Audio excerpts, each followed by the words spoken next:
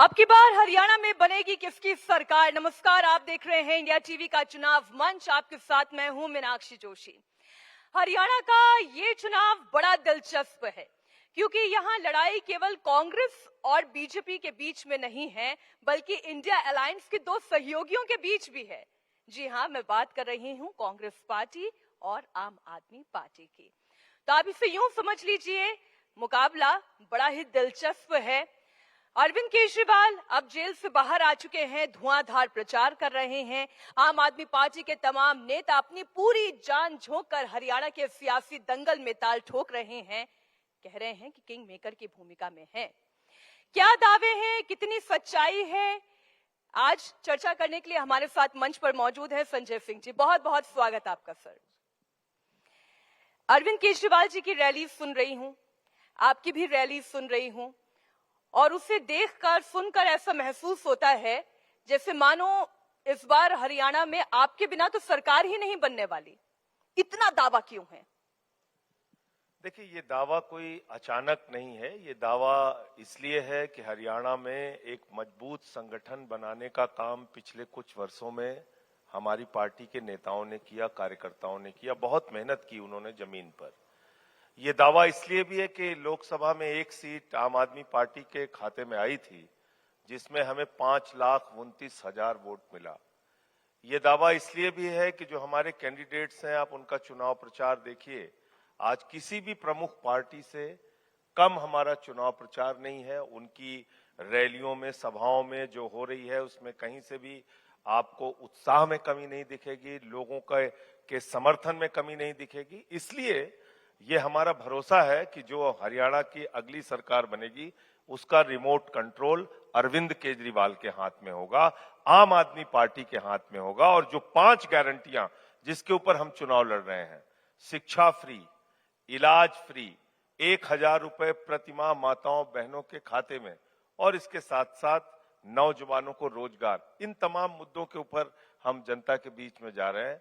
और सत्ता की नकेल कसने का अधिकार अगर अरविंद केजरीवाल और आम आदमी पार्टी के हाथ में होगा, तो हम जितने अपने वादे किए उसको हम पूरा करेंगे।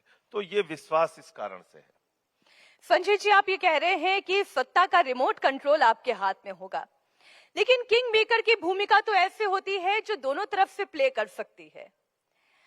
मान लीजिए बीजेपी के पास ताकत ज्यादा हुई तो फिर आप क्या करिएगा? ये काल्पनिक सवाल है। बीजेपी बुरी तरीके से हरियाणा में जा रही है, उसका सफाया हो रहा है। बीजेपी का पता नहीं लगेगा, आप देखिएगा चुनाव परिणाम आएगा तो। 10 साल के अंदर खट्टर साहब ने हरियाणा को खटारा बनाने का काम किया। आप बताइए, 10 साल के अंदर आज बेरोजगारी के जो आंकड़े निकलते हैं, उसमें नंबर 1 पे हरियाणा पहुंच गया। यहां अग्निवीर का मुद्दा है। हरियाणा के गांव-गांव में आप जाइए, किसी न किसी शहीद के नाम से गेट बना होता है, किसी मेजर के नाम से, किसी जवान के नाम से, किसी सूबेदार के नाम से। पूरा गांव फक्र से कहता है, ये हमारा बेटा पाकिस्तान से लड़ते हुए शहीद हुआ, ये हमारा बेटा कारगिल के युद्ध में शहीद हुआ, चाइना से लड़ते हुए शहीद हुआ। आपने अग्निवीर योजना ला दी, 4 साल के ठेके पे आप भारत की सेना को रख रहे हैं। आप कहते हैं हमारे किसान का बेटा जवान 4 साल में रिटायर हो जाएगा। देश के प्रधानमंत्री 74 साल में तीसरी बार प्रधानमंत्री बन सकते हैं, किसान का बेटा जवान वो 4 साल में रिटायर हो जाएगा। ये कौन सी योजना है आपकी? तो इसलिए इसको लेके काफी विरोध है हरियाणा में, अग्निवीर योजना को लेके। किसानों के साथ जो कुछ हुआ वो किसी से छुपा नहीं है। आपने आंसू गैस के गोले छोड़े उनके ऊपर, 750 किसानों ने अपनी शहादत दी 3 काले कानून के खिलाफ, पानी की बौछारें की आपने उनके ऊपर, लाठियां भाजी उनके ऊपर, मुकदमे लिखे, आतंकवादी कहा, खालिस्तानी कहा, पाकिस्तानी कहा, क्या क्या नहीं किया। तो ये सारे मुद्दे हैं हरियाणा में। आज लॉ एंड ऑर्डर की बात आप कर लीजिए, जो एक सर्वे आया है सामने, 46 महिलाओं के साथ हरियाणा में प्रतिदिन या तो अपहरण या रेप या छेड़खानी की घटनाएं होती हैं। तो इस स्थिति में पहुंचा दिया हरियाणा को। इसलिए एक नए विकल्प की जरूरत है हरियाणा में। और मैं समझता हूं कि जब चुनाव परिणाम आएगा तो निश्चित रूप से भाजपा तो जा रही है, लेकिन आम आदमी पार्टी के बिना सरकार नहीं बनेगी। अभी संजय जी ने कह ही दिया है कि भाजपा जा रही है, और आम आदमी पार्टी के बिना सरकार नहीं बन रही है, इसका मतलब तो ये है कि आपके सपोर्ट से ही कांग्रेस पार्टी सत्ता में आ पाएगी। अब आप देखिएगा, जो परिणाम आएगा उस समय देखिएगा। अभी तो थोड़ा इंतजार कीजिए, 8 तारीख तक चुनाव परिणाम आने दीजिए। जब आपका और कांग्रेस पार्टी का विरोधी एक है, आपका प्रतिद्वंदी एक है, तो आप दोनों अलग अलग चुनावी मैदान में क्यों हैं?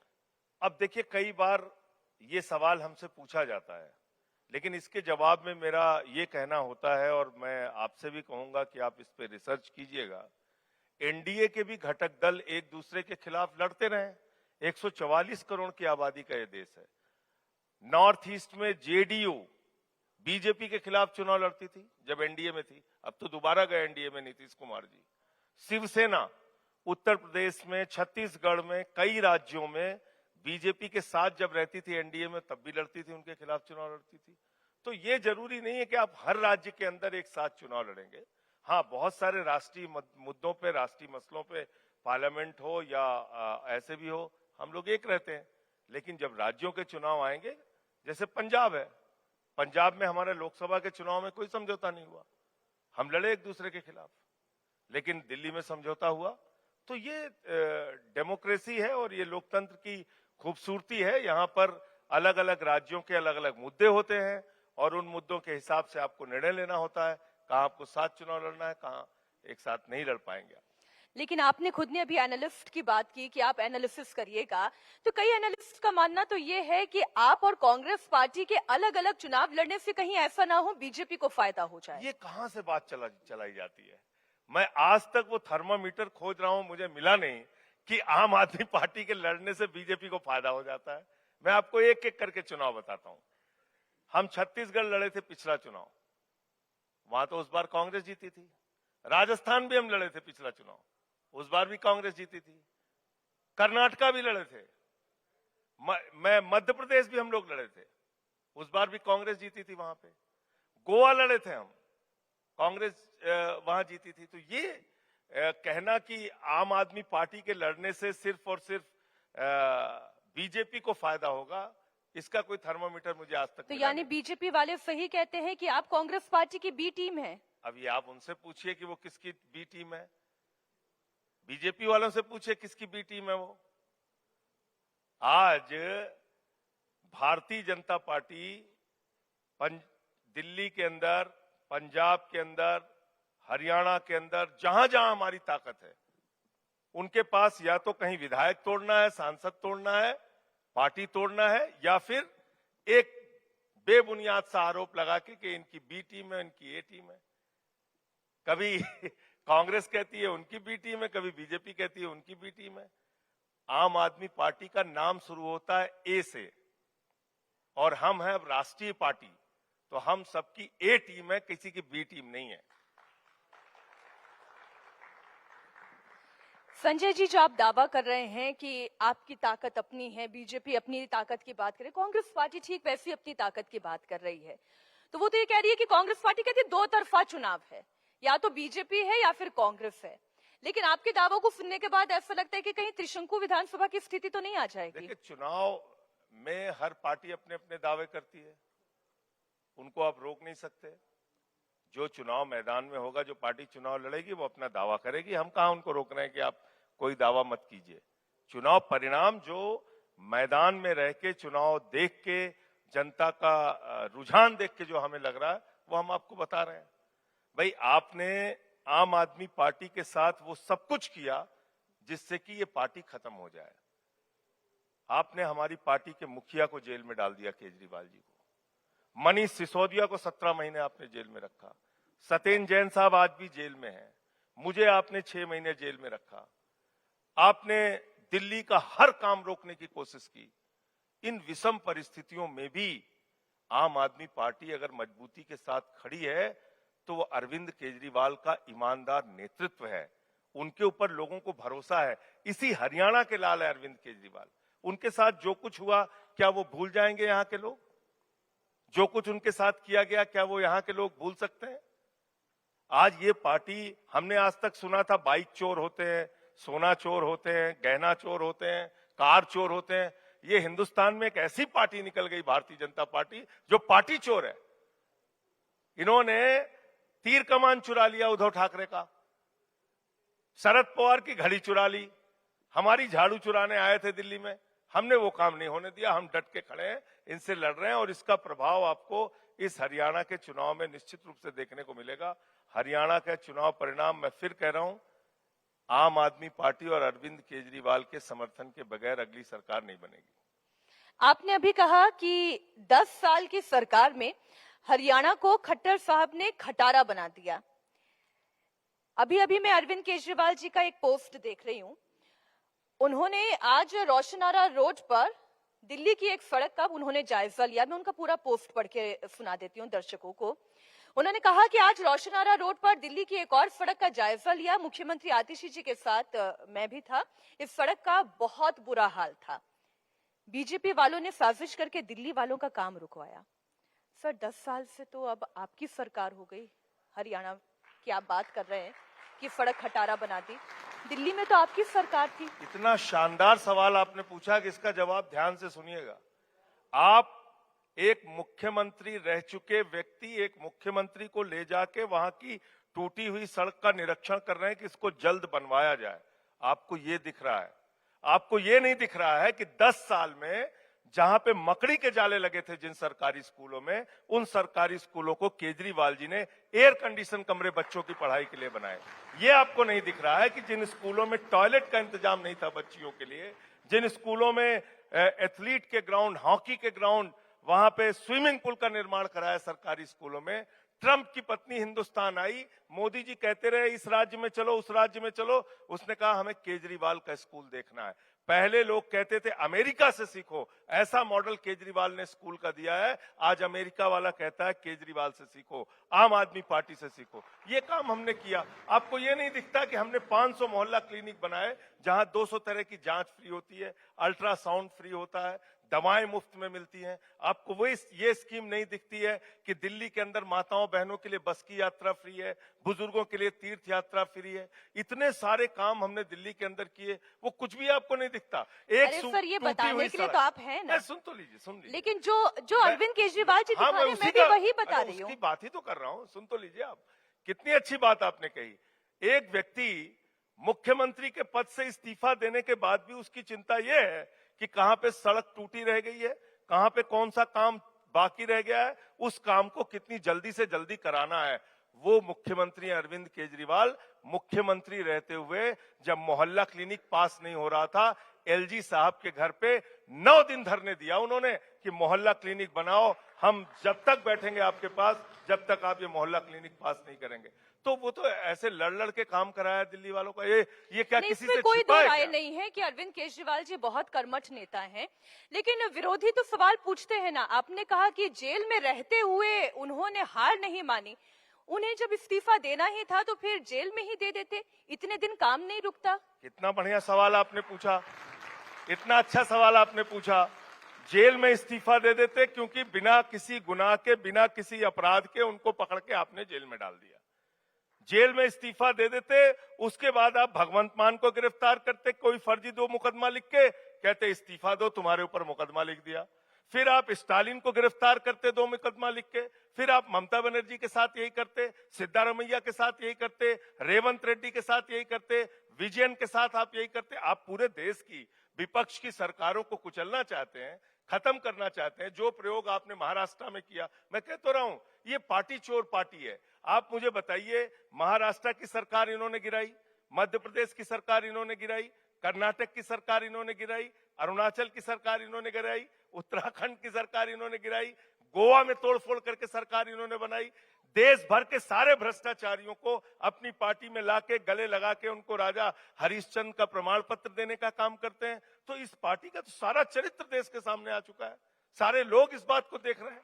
आप और क्या इसके बारे में सोचना और जानना चाहते हैं? आप मुझे बताइए, केजरीवाल साहब अगर उस वक्त इस्तीफा दे देते तो ये अपनी मंशा में कामयाब हो जाते। इनकी मंशा क्या थी? पार्टी को खत्म करो, केजरीवाल के ऊपर प्रयोग सफल करो, फिर बाकी विपक्ष के मुख्यमंत्रियों पर फर्जी मुकदमे लिख के उनको उठा के जेल में डालो, उनका इस्तीफा लो। क्या निकला केजरीवाल जी के घर पे? आप बताइए। 1 रुपए की कोई बरामदगी नहीं, मनीष सिसोदिया के यहां कुछ नहीं निकला, केजरीवाल के यहां कुछ नहीं निकला, सत्येंद्र जैन के यहां कुछ नहीं निकला, क्योंकि आप इस देश के तानाशाह हैं।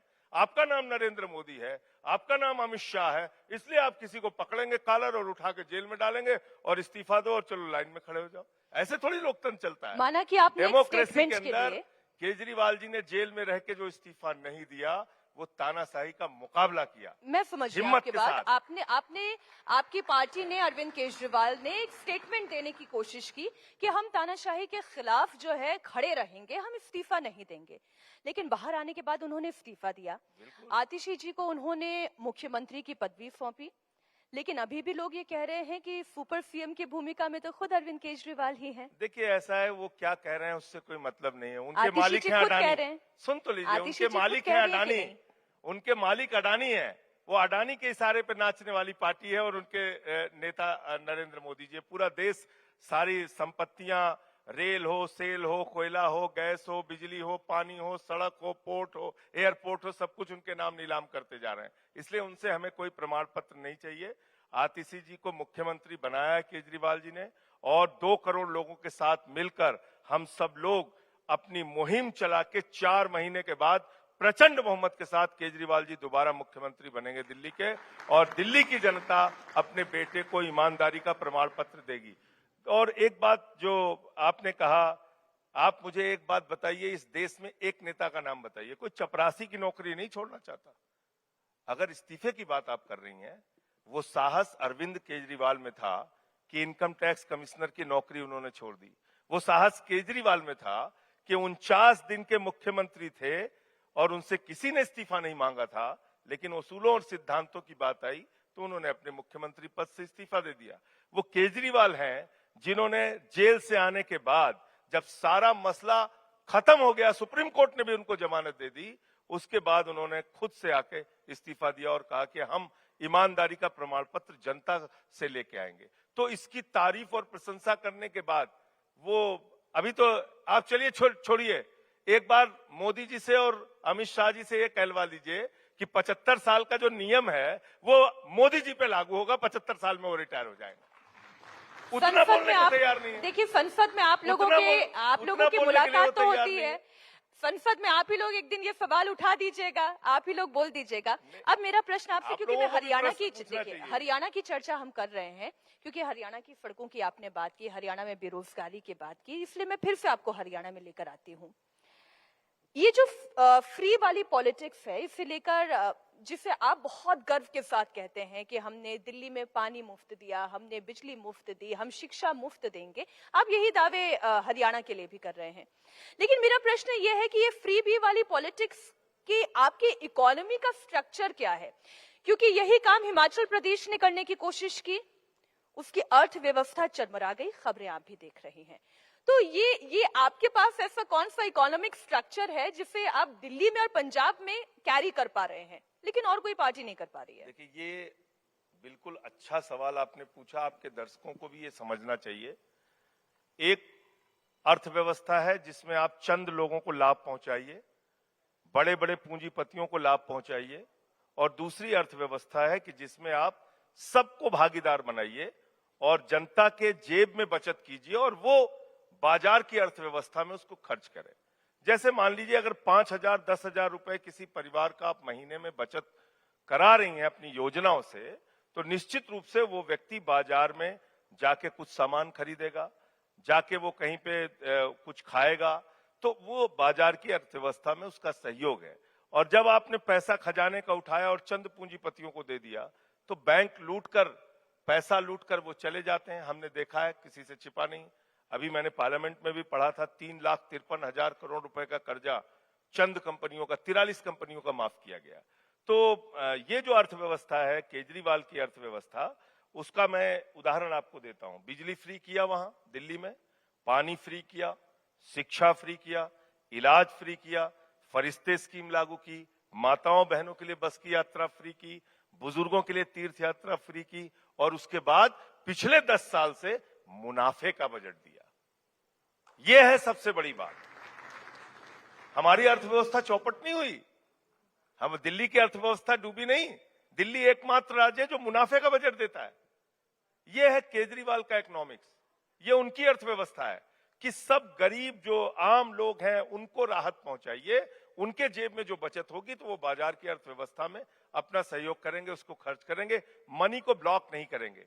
तो मैं समझता हूं कि इससे बढ़िया मॉडल क्या हो सकता है कि सब कुछ फ्री देने के बावजूद मुनाफे का बजट दे रही है। भाई वो बजट का पैसा किसी की निजी संपत्ति तो है नहीं, वो जनता के द्वारा इकट्ठा किया गया टैक्स है।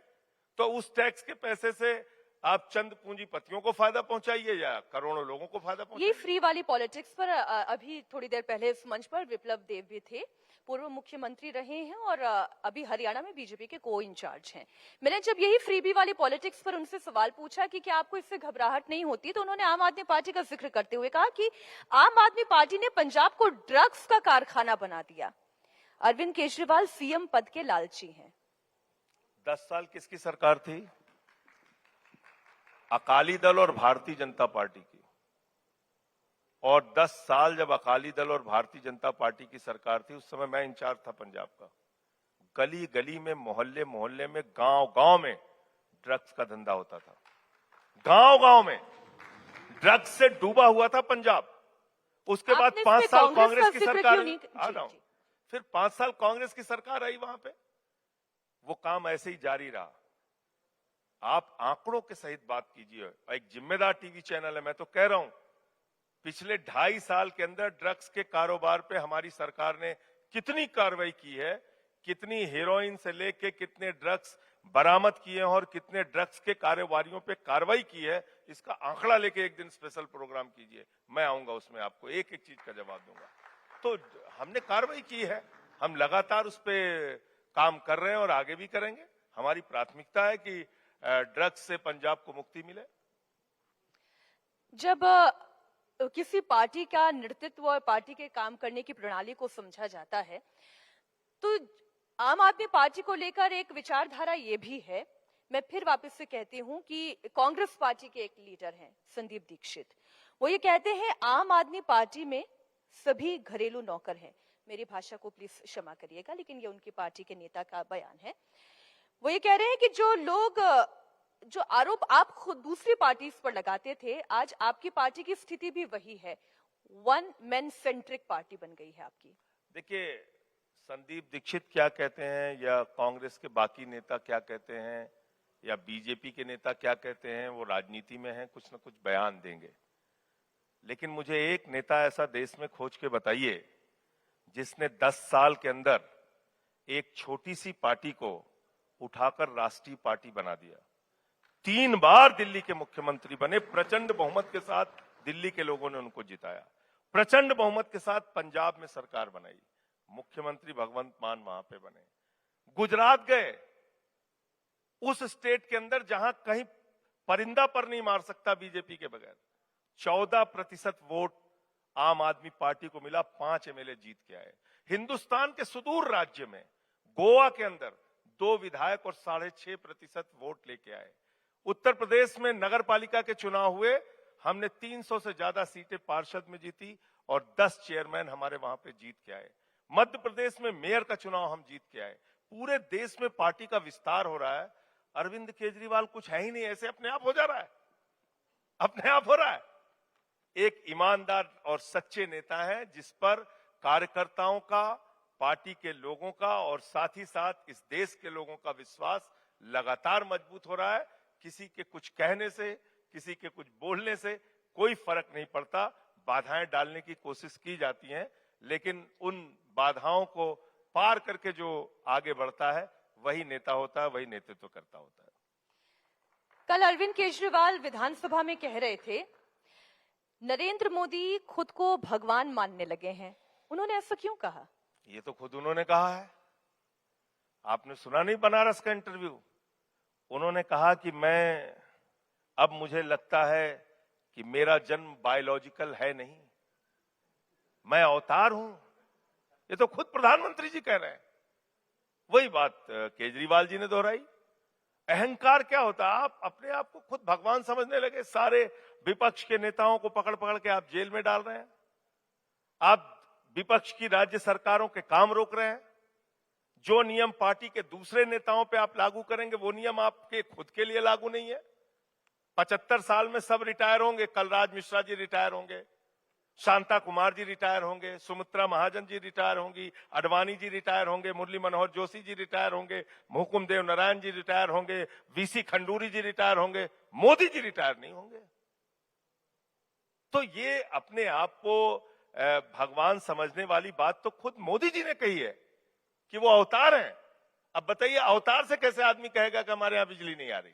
वो तो अवतार है, भगवान है वो। केजरीवाल से तो कह सकते हैं आप, भगवान से कैसे कहेंगे कि हमारे पास जो है बेरोजगारी की समस्या है? तो वो अपने आप को खुद कह चुके हैं कि वो अवतार हैं, बायोलॉजिकल जन्म नहीं हुआ है उनका। मैंने जनता के बीच में एक सवाल छोड़ा था ताकि आज बड़े बड़े पार्टीज के बड़े बड़े लीडर्स हमारे साथ इस मंच पर होंगे। अगर आपके मन में कुछ सवाल है तो भेजिएगा। तो एक ऐसे ही व्यूअर हैं हमारे चैनल के, अंसारी, वो ये बोल रहे हैं आम आदमी पार्टी ने स्कूल तो खोला है और वो स्कूल खोल रही है, लेकिन वो इंफ्रास्ट्रक्चर पर ध्यान नहीं दे रही है। आपको लगता है इंफ्रास्ट्रक्चरली अभी दिल्ली को और डेवलप होने की जरूरत है? कैसे इंफ्रास्ट्रक्चर होना चाहिए? मुझे अंसारी साहब से मिलवाइएगा, उनका नंबर दे दीजिए, मैं खुद ही बात करता हूं। मैं उनको घुमाऊंगा दिल्ली के स्कूल। सबसे बेस्ट इंफ्रास्ट्रक्चर अगर देश के अंदर किसी सरकारी स्कूल में आपको मिलेंगे तो दिल्ली में मिलेंगे। मुझे ऐसा लग रहा है शायद वो रोड्स को लेकर ही कहना चाह रहे हैं, सिविल इंफ्रास्ट्रक्चर। अब उनको बुलाइएगा, स्कूल या सिविल क्या है उनका समझेंगे। अगला सवाल ये था कि बीजेपी और आम आदमी पार्टी में मिली भगत है, इसलिए वो कांग्रेस पार्टी के वोट काट रही है। अब देखिए, अभी आपने खुद ही कॉन्ट्रडिक्ट कर दिया अपने सवाल को। तो ये ऐसी बातें उठाते रहते हैं, कभी बीजेपी वाले कांग्रेस की बी टीम बोलते हैं, कभी कांग्रेस वाले बीजेपी की बी टीम बोलते हैं। उनको अपना काम करने दीजिए। मैंने कहा ना, आम आदमी पार्टी सबकी ए टीम है। हमारा तो नाम ही शुरू होता है आप, आम आदमी पार्टी, और देश की राष्ट्रीय पार्टी है हम। अच्छा, मैं इसको थोड़ा सा एक्सटेंड कर लेती हूँ। ये क्योंकि हुड्डा साहब, ऐसा हम सुन रहे थे, वो आप बताइएगा कि हुड्डा साहब नहीं चाहते थे कि ये गठबंधन हो, लेकिन राहुल गांधी चाहते थे कि ये गठबंधन होना चाहिए, क्योंकि मुझे याद है राहुल गांधी ने स्पेशली स्टेटमेंट भी दिया था इस गठबंधन को राजनीति में लेकर। हमेशा से मानना रहा है कि अगर आप किसी बातचीत में हैं, किसी समझौते में हैं, तो उन समझौतों के दौरान क्या बातचीत हुई उसको टीवी चैनल पे बताना या बोलना वो ठीक नहीं है। वो राजनीति की मर्यादा के खिलाफ है। तो जो बातचीत हुई उसको छोड़ दीजिए। अभी जो हो रहा है, फिर भी सीट को लेकर क्या बात नहीं बन पा रही थी? आप ज्यादा सीट चाह रहे थे? पे कुछ भी नहीं बोलना चाहूंगा, क्योंकि एक बातचीत हुई, समझौते की कोशिश हुई, वो सफल नहीं हुई। वो अपना चुनाव लड़ रहे हैं, हम अपना चुनाव लड़ रहे हैं। अगला सवाल, जातिगत जनगणना पर आम आदमी पार्टी की राय क्या है? बहुत स्पष्ट रहा है, जाति जनगणना होनी ही चाहिए। जाति जनगणना होनी ही चाहिए। इस देश में पिछड़े वर्ग के लोग, दलित वर्ग के लोग, आदिवासी लोग, अल्पसंख्यक लोग, उनको जो हजारों वर्ष से उनके अधिकारों से वंचित रखा गया है, आज भी जब हम खबरें पढ़ते हैं कि मंदिर के अंदर महामहिम राष्ट्रपति जी हमारी गर्भगृह में नहीं जा सकती, जब हम ये खबरें पढ़ते हैं कि प्रभु श्री राम के मंदिर का शिलान्यास था, उस वक्त हमारे तत्कालीन राष्ट्रपति को नहीं बुलाया गया, और जब उद्घाटन हुआ तो हमारी मौजूदा राष्ट्रपति को नहीं बुलाया गया, तो मन में सवाल उठता है कि दलित समाज से हैं, आदिवासी समाज से हैं, क्या इसलिए इनको मंदिर में जाने का अधिकार नहीं है? ये सवाल मन में उठता है।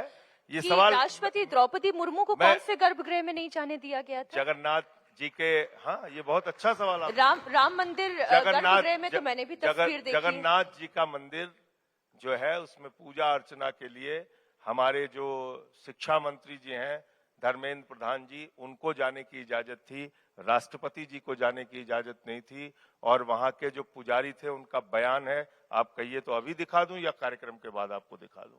इसको देखिए, और आपको चलाना भी चाहिए कि ये भेदभाव हो रहा है, अभी भी हो रहा है। आप बताइए ना, राष्ट्रपति को क्यों नहीं बुलाया गया प्रभु श्री राम के मंदिर के उद्घाटन में? भागवत जी को बुलाया गया, मैं आपसे वही कह रही हूँ कि बुलाया गया, मोदी जी को बुलाया गया, राम मंदिर योगी जी को बुलाया गया। गर्भगृह में राष्ट्रपति द्रौपदी मुर्मू गर्भगृह में दिख रही हैं, पूजा करते हुए दिख रही हैं, लेकिन आप जगन्नाथ जी मैंने जगन्नाथ जी के मंदिर की बात की, पहली बात। और दूसरी बात यह है कि आप मुझे बताइए ना कि जब भागवत जी को बुलाया गया, मोदी जी वहां पे थे, योगी जी थे, आनंदीबेन पटेल थी, तो हमारे राष्ट्रपति जी को क्यों नहीं बुलाया गया? महामहिम राष्ट्रपति श्रीमती द्रौपदी मुर्मू जी को वहां क्यों नहीं बुलाया गया? इसका कारण बताइए, नहीं है कोई जवाब। तो आप ये कह रहे हैं जातिगत जनगणना होनी चाहिए। रामनाथ कोविंद जी को क्यों नहीं बुलाया गया मंदिर के शिलान्यास के वक्त? तो जाति जनगणना इसलिए जरूरी है कि आज भी बहुत सारी जगहों पे इस देश के वंचित समाज को भागीदारी नहीं मिली है। इस देश में ऐसी घटनाएं होती हैं, बुलंदशहर के अंदर सीआरपीएफ के जवान को घोड़ी पे चढ़ने की इजाजत नहीं है अपनी शादी में, ये हो रहा है।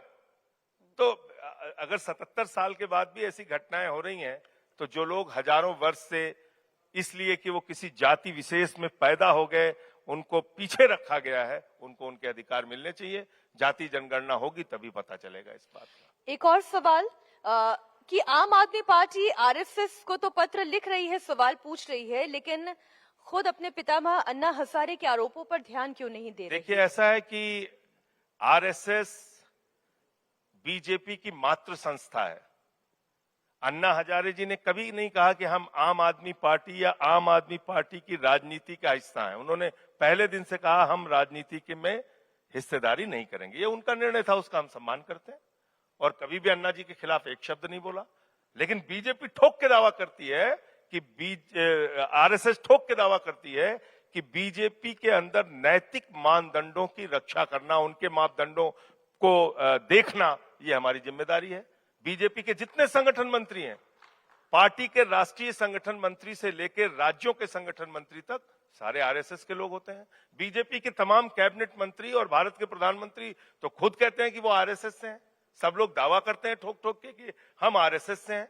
तो जब आप राष्ट्रीय स्वयंसेवक संघ से हैं, तो ये सवाल आपसे बनता है भागवत जी से कि भाई जो काम ये कर रहे हैं, एक अच्छी शिक्षा देने वाले शिक्षा मंत्री को पकड़ के जेल में डाल दिया, एक अच्छी सरकार को चलाने वाले मुख्यमंत्री को पकड़ के जेल में डाल दिया। आज क्या ये राष्ट्रभक्ति है? पार्टियों को तोड़ना, बड़े बड़े भ्रष्टाचारियों को अपने साथ शामिल करना, जिन लोगों पे खुद प्रधानमंत्री 70,000 करोड़ के घोटाले का आरोप लगाते हैं, दूसरे दिन उनको गले लगा लेते हैं। तो क्या ये उचित है? क्या ये जायज है? जब जेपी नड्डा साहब कहते हैं अब हमें आरएसएस की जरूरत नहीं है, बीजेपी के राष्ट्रीय अध्यक्ष ने कहा अब हमको आरएसएस की जरूरत नहीं है, तो क्या बेटा इतना बड़ा हो गया कि अब उसको मां की जरूरत नहीं? आंखें दिखा रहा है मां को? यह सवाल उठता है कि 75 साल के नियम को जब आपने अडवाणी जी पे लागू किया, जोशी जी पे लागू किया, खंडूरी जी पे लागू किया, कलराज जी पे लागू किया, तो अपने ऊपर क्यों नहीं लागू करेंगे? अंतिम प्रश्न, सवाल तो उठता है। अंतिम प्रश्न संजय जी। केजरीवाल के 5 सवाल के बाद शोले फिल्म का वो डायलॉग मुझे याद आता है जो एके हंगल साहब ने कहा था कि ये सन्नाटा क्यों पसरा है भाई। तो एक सन्नाटा बीजेपी और आरएसएस दोनों तरफ खामोशी है जी। ये इस बात का प्रमाण है कि केजरीवाल के सारे सवाल जायज हैं। एक अंतिम प्रश्न, हरियाणा में आपने कहा आप किंग मेकर की भूमिका में हैं और इतना भी तय है कि भारतीय जनता पार्टी को तो आप सपोर्ट करने नहीं जा रहे, तो इसी विचार से मैं आपसे पूछूं कि अगर आप किंग मेकर की भूमिका में हैं तो कांग्रेस पार्टी में मुख्यमंत्री आप किससे देख रहे हैं? ये कांग्रेस पार्टी का मामला है, उनसे पूछिएगा। मैं आम आदमी पार्टी की जो भूमिका देख रहा हूं वो ये देख रहा हूं कि किंग मेकर और सत्ता की चाबी अरविंद केजरीवाल के हाथ में होगी। बहुत बहुत धन्यवाद संजय सिंह जी इंडिया टीवी के चुनाव मंच पर आने के लिए। तो हरियाणा में दर्शकों को नमस्कार। कौन बाजी जीतेगा, कौन हारेगा, ये अभी चाबी तो जनता के हाथ में है, जनता तय करेगी। बहुत बहुत शुक्रिया।